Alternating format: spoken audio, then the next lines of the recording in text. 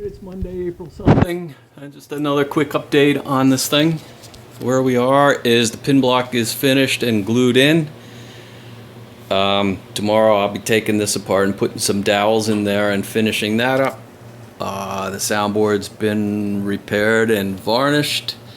That's drying. The plates, I sprayed the plate with gold yesterday and I had a little bit of a problem with it. It had been sprayed before, which is always it's always a bit of a yellow alert to be careful with it. And I started spraying, very light coats on there, and it seemed to be going fine until I tried to put a little bit of a thicker coat on, and then it had a kind of reaction with the old finish, which you see this little, I don't know what you would call it. This is what it should look like, and then it kind of creeped a little or crinkled a little in areas where they call this the ashtray or the cup holder, and it tends to focus the spray in there and it gets a little thicker. So where I sprayed it a little thicker, it tended to wrinkle a little like that. So I'm gonna have to spend today sanding this down, respraying it a bit,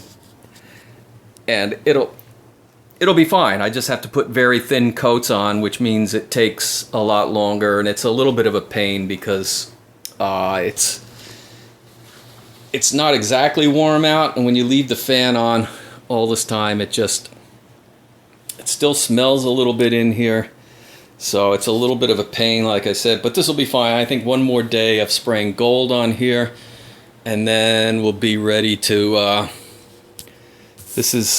I always put the lettering on the plate again. These are oil-based pens. They're not just magic markers. They have an oil paint in them. And by finding the right kind of pen, blacken these letters on here the way it was done originally. This ampersand is always hard to do. It's always a pain. I drew this to remember how to do it.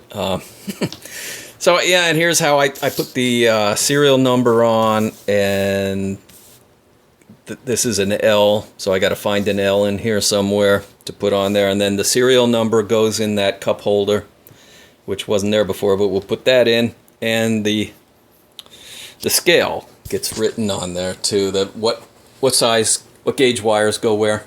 Here's some of the other parts. Here are these guys, the plate support bolts. I don't know if I did my rant on these or not, but you can see where somebody had taken these out the last time with pliers, which that is one of my pet peeves. You don't have to do that. You can do this by if you want to make something like this to grab them, they'll come out. If it won't come off that simple when it's in the piano, you can use, after the plate is completely taken out, you can use this to lift it up and get this. By using this and this together, it'll come loose eventually. Or if you want to make yourself a piece of leather like this to wrap around it and put some pliers on, that is okay. There's a lot of ways to get this off without. This is brass. I mean, these are brass. They're very soft. Now that's not going to really stick out terribly when we're done, so it's not the worst thing in the world that's ever happened, but I hate to get blamed for that kind of stuff, and that's one reason why I'm doing this video. I didn't do it, please. So anyway, here are the new A-grafts that I'm going to put in.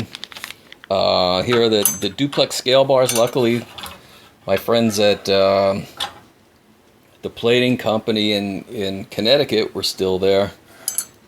New England chrome plating. And here's some of the felt that gets used. This is called the string rest. This is not felt, actually. This is bushing cloth. It's stronger than felt. It's important to use something strong like this so the wire doesn't rip it. Here's some of the understringing felt, which is felt because the strings don't move, so it doesn't have to be that strong. Yeah, I don't know why I'm laying all this stuff out. I don't have a lot of other work right now, so I'm just like indulging my OCD here and just looking at this stuff. So anyway, this is Monday, I think I said, and we'll be putting this thing together by the end of the week and stringing it. So that's it for now.